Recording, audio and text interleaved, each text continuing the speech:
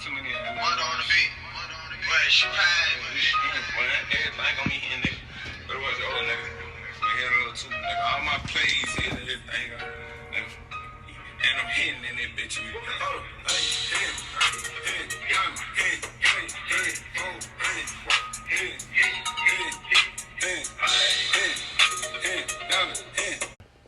Welcome back to the Fantasy Realist Show. Today, we're going to be talking about top 5 breakout running backs in 2021.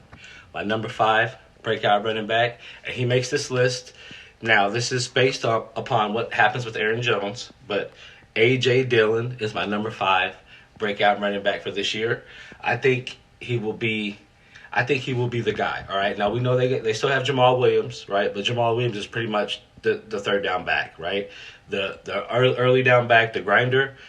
So if Aaron Jones leaves in free agency, which we all are expecting him to do so, right? It will be A.J. Dillon. And that offense with Aaron Rodgers still throwing the football, they still have a solid offensive line, they still have the same coaching staff. Nothing's really going to change. All right. So when you look at that offense, I mean, easily, A.J. Dillon, we're talking low-end RB1, high-end, we're talking high-end RB2 easily, all right? So easily someone that you can start from week to week, all right? My number 4 breakout running back is going to be Chase Edmonds. Now, this one also is based upon Kenyon Drake leaving, right? So we know Kenyon Drake wasn't very good, and pretty much this year, Chase Edmonds was the third down back, right?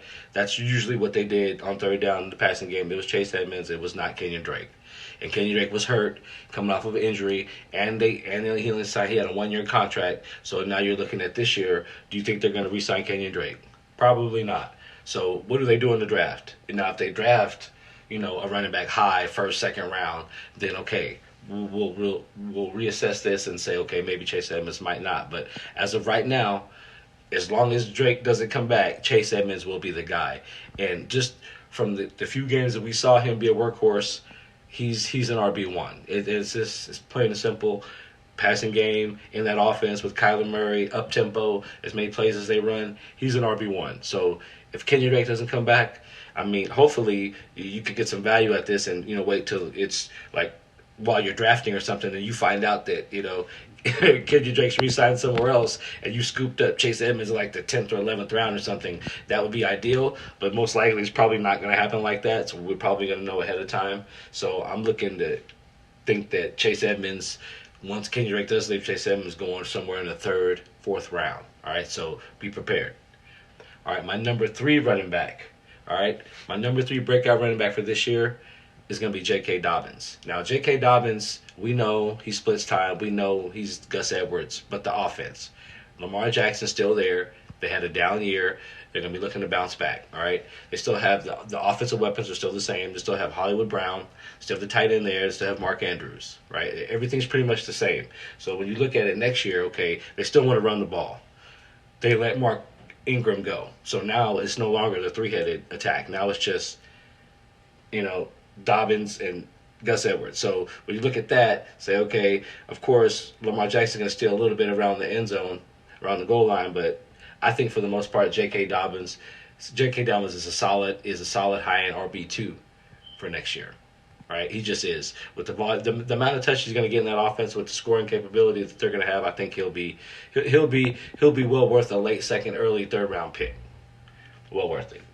My next breakout running back, which is my number 2 breakout running back, had a down year this year, but it's going to be Miles Sanders. Now, we're just waiting for the Eagles to get rid of the problem that is called Carson Wentz, right? As soon as they get rid of him and let Jalen Hurts be the starter, we saw what he could do with what he looked like in this offense with Jalen Hurts. Miles Sanders is electric. He's a pass-catching back, so we don't have to worry about is he going to be able to catch passes. No, that's not it. He will catch passes, all right? Miles Sanders, I think, this year, everybody was high on him breaking out. I think we were a year too early on Miles Sanders. I think this year he'll break out. I think Miles Sanders will be a top 5 to 8 running back, right? Meaning he's going to get 18 to 20 touches per game in offense led not by Carson Wentz, led by Jalen Hurts or somebody better than Carson Wentz, right? So as long as that happens, I see Miles Sanders easily as a top 8 running back. Now, my number 1 breakout running back for next year, we kind of saw him tilt towards the end of the season. We saw the shift change that the Rams made. It's going to be Cam Akers, all right? Cam Akers, I think, could be similar, very similar to Dalvin Cook, to / Todd Gurley, as long as they do give him the volume in the passing game, because we've seen it. Now they had the three-headed monster. You got Cam Akers, the lead back, then you got Darrell Henderson, then you got Malcolm Brown. Well, Malcolm Brown, they already released. Malcolm Brown's gone. Malcolm Brown will be gone, so there won't be Malcolm Brown there. So it's just going to be them two. Now, how are they going to use Henderson? Is he going to be just more of a backup role, or is he going to be, I think he's more of a backup role. Usually Sean McVay, the coach, he wants to have a workhorse, just like he did with Gurley. And if that happens, I think Cam Akers he has the potential with Matthew Stafford now, the quarterback. Cam Akers has potential to be right there with Dalvin Cook, with CMC, with Kamara, all right there as a top 1 to 3 running back. All right, so we saw it at the end of the year.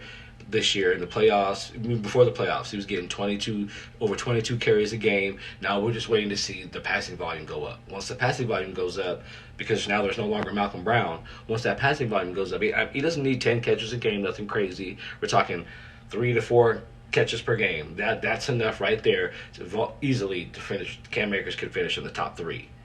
All right, so those are my top 5 breakout running backs for this year.